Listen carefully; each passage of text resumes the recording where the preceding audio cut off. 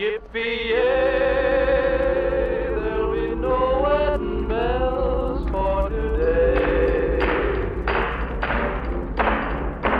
'Cause I got spurs that jingle, jangle, jingle. I'm not a professional game reviewer, but whenever I play a video game, I think about what I like and dislike about it.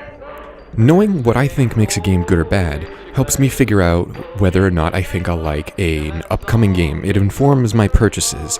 However, I don't think that there's any sort of definitive checklist you can use that will tell you whether or not a game is good or bad. There's no singular checkbox that will tell you whether or not a game is worth playing or worth avoiding. It's up to each individual game and how it manages its own mechanics. I think a good example of a game mechanic that illustrates this point well is weapon durability. Now, personally, I don't mind weapon durability in games. One of my favorite games of all time is Fallout New Vegas, and I thought it was cool how in the post-apocalyptic setting, your weapons degrade over time and you have to repair them after too much use. However, discussing the game with my friends and reading discussions of the game online, I noticed that that mechanic was one of people's major complaints about the game. It's annoying to have your weapon break on you in the middle of combat, and it can feel like a chore to keep repairing them. It also turns people away from wanting to use the more rare and powerful weapons in a game, because if you use it too much and it breaks, it might be gone forever. Now, this obviously isn't a problem that's just limited to the Fallout series. You'll hear complaints about weapon durability and weapons breaking whenever you talk about pretty much any game that mechanic is featured in. Another series where weapon durability as a topic really stuck out to me is Fire Emblem. A long-standing mechanic in the Fire Emblem series is that with very few exceptions, every single weapon has limits. Every item has a certain number of times it can be used, and once that number is reached, it breaks, and there's no way to repair it. You have to buy a new one, or just go on without it. However, the newest mainline entry in the series, Fire Emblem Fates, did away with the long-standing weapon durability mechanic. Instead, whenever you buy a weapon, it's yours forever until you decide to upgrade to a new one.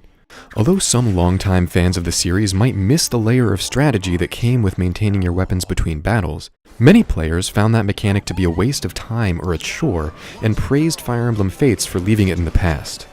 Now, I could go on forever listing games where people have complained about weapon durability because, like I said earlier, it's pretty much every game that uses the mechanic. Instead, I want to talk about one game that does weapon durability right.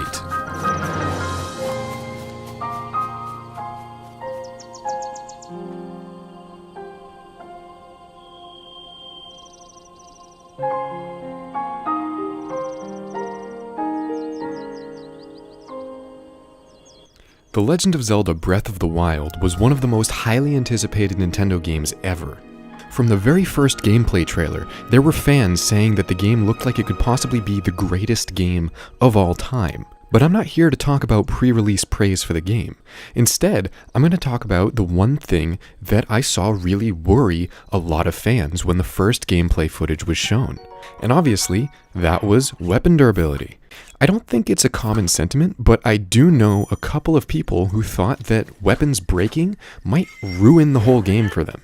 And even as somebody who doesn't mind weapon durability, I have to admit I was a little bit concerned because I really wanted this game to be good and I didn't want a mechanic like this to be turning people away from it. Because I obviously understand why that mechanic is annoying to some people, and I also know that more people dislike the mechanic than enjoy it.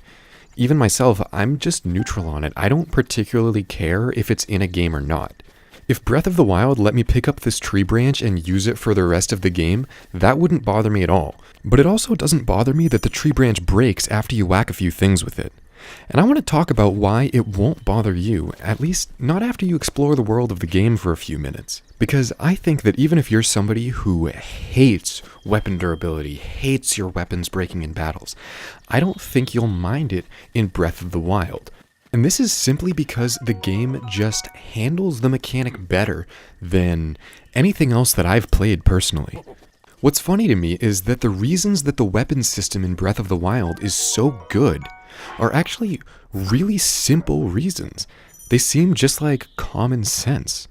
The first one that stuck out to me immediately was the sheer number of weapons that you can find around the game world.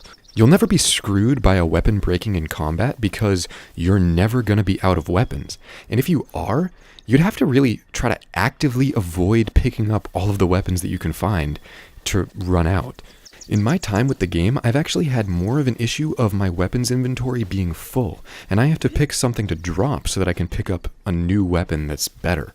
There's also a really cool mechanic where if you break a weapon against an enemy, that counts as a critical hit. So what Nintendo has done is they've made it so that you actually want to break your weapons. You just want to do it strategically because it'll do more damage. So breaking your weapons actually helps you out in battle instead of hindering you.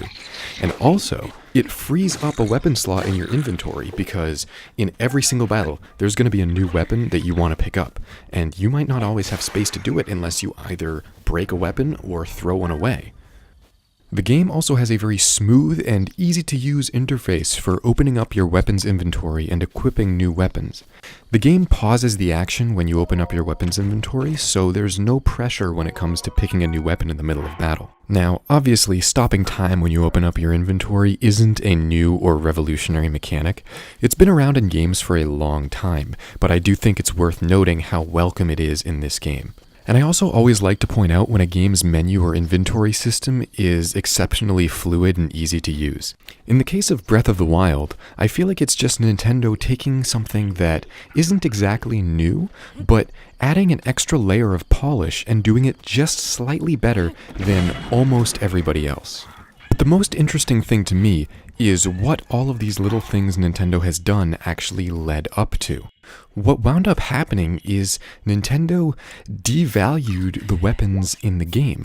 That almost sounds like a bad thing, but it's not, because it means you don't care about losing all of your weapons because you know that there's brand new ones right around the corner.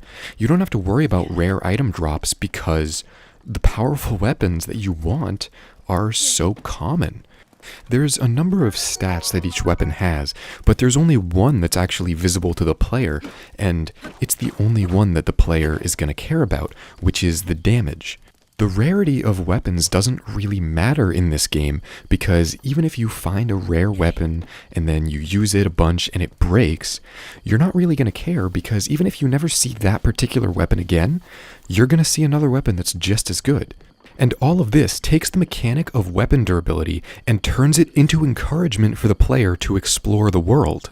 So what Nintendo has managed to do with weapon durability in Breath of the Wild is take a mechanic that very easily could have been a huge negative against the game and turn it into something that not only is enjoyable for the player, but also furthers the game's own goal for what it wants the player's experience with it to be. Breath of the Wild has a huge open world, and I think that the weapons durability system is integral to really creating the experience of there being something new around every single corner, making the player want to explore every single nook and cranny to see what they can find. It's turned the game into a never-ending treasure hunt. And there's no anxiety about losing weapons, and no sentimentality about the weapons you've picked up, except for maybe the Master Sword if you're able to find that. And this encourages players to try new things, to find new weapons, and check out different types of weapons that can drastically change the way that combat in the game plays, so it keeps everything constantly fresh and new for the player. What Nintendo did with weapon durability is take a mechanic that is bothersome in most other games and turn it into something fun by adding an abundance of weapons, a good user interface to switch between them, getting rid of most of the problems and anxiety that comes along with weapon durability in other games, and integrated the mechanic into the combat in a way that is positive for the player instead of a negative that only adds an unnecessary challenge. And I went so in depth with this because I really wanted to dig into the idea that a game shouldn't be dismissed just because a mechanic it has is on a list of many other mechanics that it has. And even if it's a mechanic that in the past games have really not done well, we have constant progress, constant moving forward, and newer games are always trying new things and new ways to improve upon what we've done before. So this is why you might see reviews or hear discussions about games that are new and coming out that do things that in the past you haven't liked when games have done that, but you're not hearing complaints about that, and you're wondering, why aren't people complaining about the weapon durability in Breath of the Wild when they've been complaining about it in all of these other games? Well, it's just because Breath of the Wild found a way to improve that system, so there's no checkbox of weapon durability makes this game bad. And I don't want this to just be about Breath of the Wild or just be about weapon durability. I want this to apply to other games, other types of mechanics. I think that each game, or at the very least each series, should be judged as its own piece of work, and you shouldn't just assume that something is going to be good or bad because of another game or series that's totally separate. Just because you don't like the turn-based combat in older Final Fantasy games doesn't mean you won't like the turn-based combat in another totally unrelated RPG series. Just because you don't like first-person shooters like Call of Duty and Halo doesn't mean you won't enjoy the Portal series. So even though I think it's important to look pretty deeply at each individual game mechanic, I also think you can't forget to look at a game as a whole and not judge it based on one single aspect. And you also need to look at what kinds of comparisons you're making between what games. As well as that, I believe that if you really want to get the best experience that you can out of gaming, you need to be able to, even if you've determined what you like and dislike, always be willing to branch out and try new things. Open your eyes.